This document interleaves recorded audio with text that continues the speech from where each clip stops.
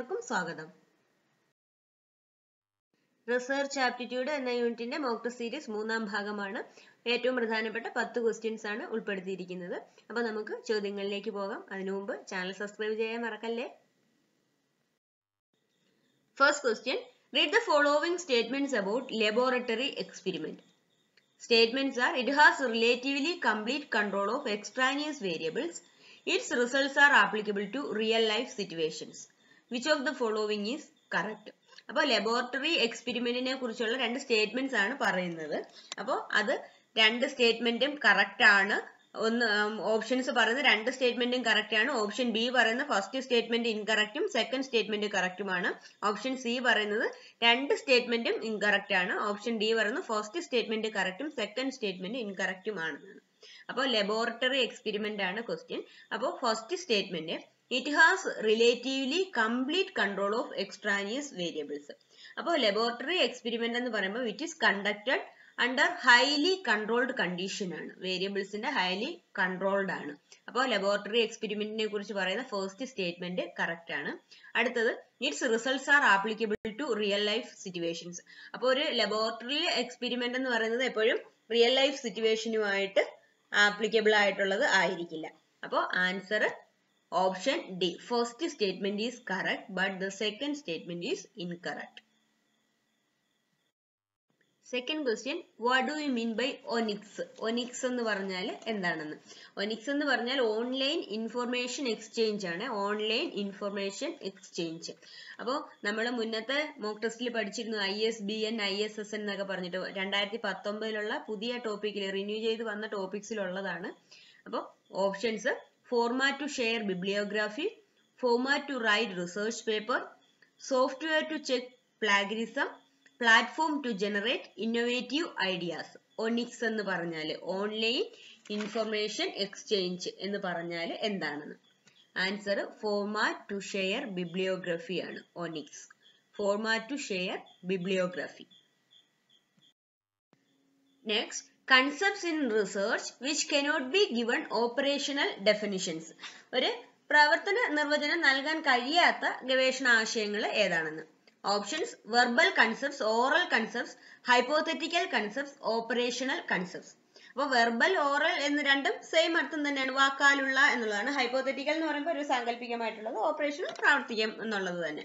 അപ്പോൾ ഒരു operational definition നൽകാൻ കഴിയാത്തത് ഹൈപ്പോത്തറ്റിക്കൽ കൺസെപ്റ്റ്സ് ആണ്. സാങ്കല്പികമായിട്ടുള്ള ആശയങ്ങൾക്കാണ് ഓപ്പറേഷണൽ ഡെഫിനിഷൻ നൽകാൻ കഴിയാത്തത്. Answer option C, hypothetical concepts. Next one, converting a question into a researchable problem is called. നമുക്ക് ചുറ്റുമുള്ള ഏതെങ്കിലും ഒരു സാധാരണ ഒരു പ്രശ്നത്തെയാണ് നമ്മളൊരു റിസർച്ച് പ്രോബ്ലം ആയിട്ട് എടുക്കുന്നത്. അപ്പോൾ അങ്ങനെ ഏതെങ്കിലും ഒരു പ്രശ്നത്തെ ഒരു റിസർച്ച് പ്രോബ്ലം ആക്കുന്ന ആ ഒരു പ്രോസസ്സാണ് solution, examination, problem formulation, problem solving.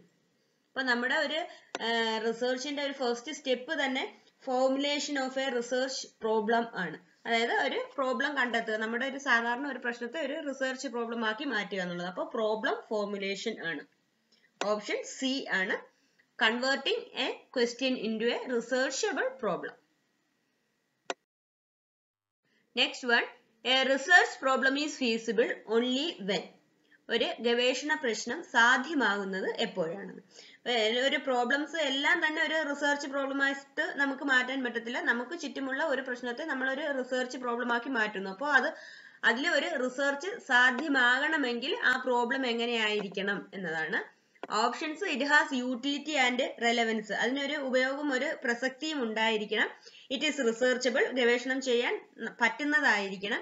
It is new and add something to the knowledge, ഒരു പുതിയതായിട്ടുള്ളവരായിരിക്കണം, അല്ലെങ്കിൽ അറിവ് ഉണ്ടാക്കാൻ കഴിയുന്നത് ആയിരിക്കണം. All the above. അപ്പോൾ ഒരു പ്രശ്നത്തെ, ഒരു സാധാരണ ഒരു പ്രശ്നത്തെ ഒരു ഗവേഷണ പ്രശ്നമാക്കി മാറ്റണമെങ്കിൽ അതിനൊരു പ്രസക്തി, ഒരു ഉപയോഗം ഉണ്ടായിരിക്കണം. ആദ്യത്തത് കറക്റ്റ് ആണ്. അതുപോലെ തന്നെ അത് ഗവേഷണം നടത്തി അതിനൊരു പ്രോബ്ലം കണ്ടെത്താൻ കഴിയുന്ന ഒരു പ്രശ്നമായിരിക്കണം. ഇറ്റ് ഈസ് റിസർച്ചബിൾ എന്നുള്ളതും കറക്റ്റ് ആണ്. പിന്നെ ഒരു പുതിയതായിരിക്കണം, ഇല്ലെങ്കിൽ നമ്മുടെ നോളജിൽ ഇപ്പോൾ ഉള്ളതിൽ എന്തെങ്കിലും പുതിയതായിട്ട് ആഡ് ചെയ്യാൻ കഴിയുന്നതായിരിക്കണം. അപ്പോൾ ഓൾ ദി എബോവ് ആണ് answer. Next one, the most important advantage of sampling method of data collection. Sampling method of data കളക്ഷന്റെ ഏറ്റവും പ്രധാനപ്പെട്ട അഡ്വാൻറ്റേജ് എന്താണെന്ന്. അപ്പൊ നമ്മൾ ഒരു സ്ഥലത്തെ ആളുകളുടെ ജീവിത രീതിയെ കുറിച്ച് പഠിക്കാനാണെങ്കിൽ അതിൽ നിന്ന് ആ മുഴുവൻ ആൾക്കാരുടെയും പഠിക്കുന്നതിന് പകരം അതിൽ നിന്ന് കുറച്ച് ആൾക്കാരെ കുറിച്ച് പഠിക്കുന്നു, എന്നിട്ട് നമ്മൾ മൊത്തത്തിൽ ജനറലൈസ് ചെയ്ത് നമ്മൾ ഒരു കൺക്ലൂഷനിൽ എത്തിച്ചേരുന്നു. അപ്പൊ അതിനെയാണ് സാമ്പിളിംഗ് മെത്തേഡ് എന്ന് പറയുന്നത്. മുഴുവനായിട്ട് പഠിക്കുന്നതിന് പകരം അതിൽ നിന്ന് കുറച്ച് ഭാഗം മാത്രം പഠിക്കുന്നു എന്നുള്ളത്. അപ്പൊ അങ്ങനെയുള്ള ആ സാമ്പിളിംഗ് മെത്തേഡിന്റെ അഡ്വാൻറ്റേജ് എന്താണെന്ന്. Options: increase accuracy, the only method of data collection, save time, easy to handle the data. അപ്പോൾ നമ്മൾ മുഴുവനായി പഠിക്കുന്നതിന് പകരം കുറച്ച് പഠിക്കുമ്പോൾ ഒരിക്കലും ആക്യുറസി വർദ്ധിപ്പിക്കുകയില്ല. അപ്പോൾ ഒന്നാമത്തെ ഓപ്ഷൻ തെറ്റാണ്. പിന്നീട് ഡാറ്റ കളക്ഷന്റെ ഒരേ ഒരു മെത്തേഡാണ് സാമ്പിളിംഗ് എന്നാണ്, അതും തെറ്റായാണ്. അടുത്തത് സേവ് ടൈം. അപ്പോൾ 100 പേരുണ്ടെങ്കിൽ 100 പേരെ പഠിക്കുന്നതിന് പകരം നമ്മൾ 10 പേരെ കുറിച്ച് പഠിക്കുന്നു. അപ്പോൾ അത് സേവ് ടൈം ആണ്. അപ്പോൾ ആൻസർ ഓപ്ഷൻ സി ആണ്, save time. Next one, a research paper.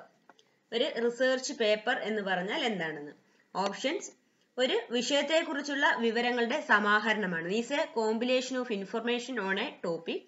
Next option B പറയുന്നത് contains original research as deemed by the author. അതായത് ഓതറിന്റെ യഥാർത്ഥ ഗവേഷണത്തെ തന്നെയാണ്, ആ ഗവേഷണ പേപ്പറിനെ തന്നെയാണ് റിസർച്ച് പേപ്പർ എന്ന് പറയുന്നത്. Option C contains peer reviewed original research or evaluation of research conducted by others. സൂക്ഷ്മമായിട്ട് അവലോകനം ചെയ്ത യഥാർത്ഥ ഗവേഷണം ഇല്ലെങ്കിൽ മറ്റുള്ളവർ നടത്തിയ ഗവേഷണത്തിന്റെ ഒരു വിലയിരുത്തല്, അതാണ് റിസർച്ച് പേപ്പർ എന്ന്. Option D can be published in more than one journal. ഒന്നിലധികം ജേർണലിൽ പബ്ലിഷ് ചെയ്യാവുന്ന പേപ്പറാണ് റിസർച്ച് പേപ്പർ എന്ന് പറയുന്നത്. അപ്പോൾ ഒരു റിസർച്ച് പേപ്പർ എന്ന് പറഞ്ഞാൽ ഒരു വിഷയത്തെക്കുറിച്ച് ആഴത്തിൽ പഠിച്ചിട്ട്, അതായത് ഒരു വിഷയത്തെക്കുറിച്ച് ഗവേഷണം നടത്തിയതിന് ശേഷം അത് വിശദീകരിക്കുന്ന ഒരു ലേഖനമാണ് റിസർച്ച് പേപ്പർ എന്ന് പറയുന്നത്. ഒന്നുകിൽ നമ്മൾ ഒരു വിഷയത്തെക്കുറിച്ച് ഗവേഷണം നടത്തിയതിന് ശേഷം അതിനെക്കുറിച്ച് പഠിച്ചിട്ട് അതിനെക്കുറിച്ച് മാത്രമുള്ള ഒരു ലേഖനം, അല്ലെങ്കിൽ മറ്റേതെങ്കിലും ബുക്സിലോ ഇല്ലെങ്കിൽ ഇന്റർവ്യൂവിൽ നിന്നോ അല്ലെങ്കിൽ ഇന്റർനെറ്റ് സൈറ്റിൽ നിന്നോ ഒക്കെ വിവരങ്ങൾ ശേഖരിച്ചിട്ട് അതിൽ നിന്ന് എഴുതിയ ഒരു ലേഖനത്തെയാണ് റിസർച്ച് പേപ്പർ എന്ന് പറയുന്നത്. അപ്പോൾ ഇവിടെ ആൻസർ ഓപ്ഷൻ സി ആണ്. Research paper means it contains peer reviewed original research or evaluation of research conducted by others. Next, after identifying the different variables and establishing the logical reasoning in theoretical framework, the next step in research process is to. അപ്പോൾ ഒരു variables ഒക്കെ തിരിച്ചറിഞ്ഞതിന് ശേഷം ഗവേഷണത്തിന്റെ ഒരു ഫ്രെയിംവർക്കിൽ യുക്തിപരമായി സ്ഥാപിച്ച് ആ പിന്നീടുള്ള research step ഏതാണെന്ന്. വേരിയബിൾസ് കണ്ടുപിടിച്ചതിന് ശേഷമുള്ള റിസർച്ച് സ്റ്റെപ്പ് ഏതാണ്? Options: conduct surveys, generate hypothesis, focus on group discussion, use experiment in an investigation. അപ്പോൾ നമ്മൾ റിസർച്ചിന്റെ പല സ്റ്റെപ്പുകൾ മുമ്പുള്ള ഒരു മോക്ക് ടെസ്റ്റിൽ പറഞ്ഞു പോയിരുന്നു. അപ്പോൾ അതിനകത്ത് ആദ്യത്തെ സ്റ്റെപ്പ് എന്ന് പറയുമ്പോൾ റിസർച്ച് പ്രോബ്ലം ഫോർമുലേറ്റ് ചെയ്യുകയാണ്. Formulation of A research problem ആണ്. അപ്പോൾ അത് കഴിഞ്ഞിട്ട് നമ്മൾ വേരിയബിൾസും പറയുന്നു. അതായത് നമ്മൾ അതിനെക്കുറിച്ച് പഠിച്ചിട്ടുള്ള മറ്റ് ലിറ്ററേച്ചേഴ്സ് ഒക്കെ കണ്ടുപിടിക്കുന്നു. റിവ്യൂ ഓഫ് ലിറ്ററേച്ചറും കഴിഞ്ഞു. അപ്പോൾ നമ്മൾ ആ റിവ്യൂ ഓഫ് ലിറ്ററേച്ചറിൽ നിന്ന് വേരിയബിൾസും എല്ലാം കണ്ടുപിടിച്ച് ആ ഒരു ഫ്രെയിംവർക്കിൽ, ആ തിയററ്റിക്കൽ ഫ്രെയിംവർക്കിലും കൊണ്ടുവരുന്നു. അതിന് ശേഷമാണ് നമ്മൾ എന്ത് ചെയ്യേണ്ടത്? ഹൈപ്പോത്തീസിസ് ജനറേറ്റ് ചെയ്യുന്നത്. അപ്പൊ ഡെവലപ്പിംഗ് ഹൈപ്പോത്തീസിസ് അല്ലെങ്കിൽ ജനറേറ്റിംഗ് ഹൈപ്പോത്തീസിസ് ആണ് ആൻസർ. ആ ഹൈപ്പോത്തീസിസ് കണ്ടുപിടിച്ചതിന് ശേഷമാണ് നമ്മൾ ഡേറ്റ കളക്ഷൻ, ആ റിസർച്ച് ഡിസൈൻ അനുസരിച്ചുള്ള ഒരു ഡേറ്റ കളക്ഷൻ ചെയ്യുന്ന സർവേസ് ഒക്കെ കണ്ടക്ട് ചെയ്യുന്നത്. അപ്പോൾ ഇവിടെ ആൻസർ ജനറേറ്റ് ഹൈപ്പോത്തീസിസ് ആണ്. Next one, dash is preferred sampling method for the population with finite size. ഒരു പരിധി വലിപ്പമുള്ള ജനസംഖ്യയുടെ റിസർച്ച് സ്റ്റഡിക്കുള്ള സാമ്പിളിംഗ് മെത്തേഡ് ഏതാണ്? Option: systematic sampling, purposive sampling, cluster sampling, area sampling. അപ്പോൾ പ്രധാനമായും 5 തരത്തിലുള്ള സാമ്പിളിംഗ് മെത്തേഡ്സ് ആണ്. അതിനെക്കുറിച്ച് ഡീറ്റെയിൽഡ് ആയിട്ട് ഡിസ്ക്രിപ്ഷൻ ബോക്സിൽ കൊടുത്തേക്കാം, വായിച്ചു നോക്കിക്കോളുക. അപ്പോൾ ഇവിടെ ക്വസ്റ്റ്യൻ പോപ്പുലേഷൻ വിത്ത് ഫിനിറ്റ് സൈസിൽ ഏത് സാമ്പിളിംഗ് മെത്തേഡ് ആണെന്ന്.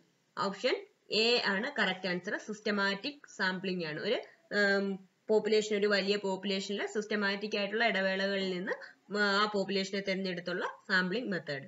അടുത്തത് പർപ്പസീവ് സാമ്പിളിംഗ് എന്ന് പറയുമ്പോൾ അത് ആ ഒരു ഇൻവെസ്റ്റിഗേറ്ററുടെ പർപ്പസ് അനുസരിച്ചുള്ള സാമ്പിളിംഗ് മെത്തേഡാണ്. ക്ലസ്റ്റർ, ഏരിയ സാമ്പിളിംഗ് എന്ന് പറയുമ്പോൾ രണ്ടും ആ ഒരു വലിയ പോപ്പുലേഷനിൽ നിന്ന് കുറച്ച് ഗ്രൂപ്പുകളായിട്ട് തിരിച്ച് അതിൽ നിന്നുള്ള സാമ്പിളിംഗ് ആണ്. അപ്പോൾ പോപ്പുലേഷൻ വിത്ത് ഫിനിറ്റ് സൈസ് ഏറ്റവും ആപ്റ്റ് ആയിട്ടുള്ള സാമ്പിളിംഗ് മെത്തേഡ് എന്ന് പറയുന്നത് സിസ്റ്റമാറ്റിക് സാമ്പിളിംഗ് ആണ്. Last question. Who is known as the father of research on teaching? Father of research on teaching. Options: N.L. Gage, David Berliner, Egon Brunswick, Donald T. Campbell. Father of research on teaching is N.L. Gage. അപ്പോൾ 10 questions ഇവിടെ പൂർണ്ണമാവുകയാണ്. Video നിങ്ങൾക്ക് ഉപകാരപ്പെട്ടു എന്ന് വിശ്വസിക്കുന്നു. അപ്പോൾ കണ്ടുകൊണ്ടിരുന്ന എല്ലാവർക്കും thanks.